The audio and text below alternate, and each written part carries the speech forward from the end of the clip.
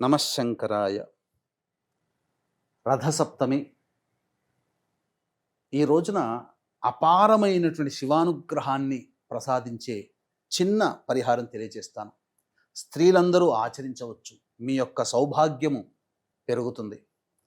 అలాగే పిల్లలు వృద్ధిలోకి వస్తారు.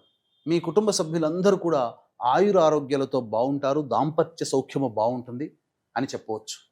సాక్షాత్తు శ్రీకృష్ణుల వారే ద్రౌపది యుధిష్ఠిరులకి చెప్పినటువంటిది ఈ యొక్క వ్రత విధానం. ఈ రథసప్తమి భానుసప్తమి కూడా కలిసి రావడం మహాపుణ్యప్రదం. ఈ రెండు కలిసి వచ్చాయి 25వ తారీఖు జనవరి. ఈ రోజున సూర్యోదయం కంటే ముందే నిద్రలేచి కాలకృత్యాదులన్నీ తీర్చుకొని స్నానం ఆచరించేటప్పుడు సూర్యుడికి నమస్కారం చేసుకొని ఎర్ర జిల్లేడు ఆకులు కానీ తెల్ల జిల్లేడు ఆకులు కానీ రెండిట్లో ఏదైనా కానీ, అలాగే రేగి పండ్లు 7, జిల్లేడు లేదా చిక్కుడు ఆకులు 7 అవన్నీ కూడాను తల మీద పెట్టుకొని సూర్యుడికి నమస్కారం చేసుకుంటూ స్నానం ఆచరించాలి.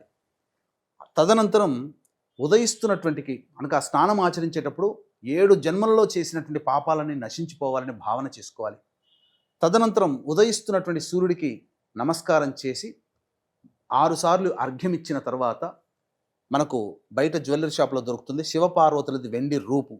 ఆ వెండి రూపు సంపాదించుకొని అష్టదళ పద్మము, శుభమైనటువంటి ప్రదేశంలో అష్టదళ పద్మము వేసి గంధము, పుష్పములు, పసుపు, కుంకుమతో అలంకరించి ఆ మధ్యలో ఒక రాగి కలశాన్ని పెట్టి కొబ్బరికాయ పెట్టి పూలమాల పెట్టి మధ్యలో ఆ శివపార్వతుల ప్రతిమను పెట్టి శివ సహస్రనామము, గౌరీ సహస్రనామము, సూర్య అష్టోత్తరముతో పూజ చేసి తదనంతరం ఒక రాగి పళ్ళెములో నిండా బియ్యము, తమలపాకులు 3, 2 ఒక్కలు, ఖర్జూర, ఆ శివ దంపతుల ప్రతిమ పెట్టి చక్కటి బ్రాహ్మణునికి ఎర్రటి వస్త్రంతో సహా దానం చేయండి. ఈ కారణం చేత, ఈ వ్రతాన్ని ఆచరించిన కారణం చేత అక్షయ పాత్రని పొందగలిగారు ద్రౌపది, యుధిష్ఠిరులు, ధర్మరాజు. కాబట్టి మీరు కూడా ఈ వ్రతాన్ని ఆచరించి అపారమైనటువంటి ధన సంపదని మీరు పొందవచ్చు.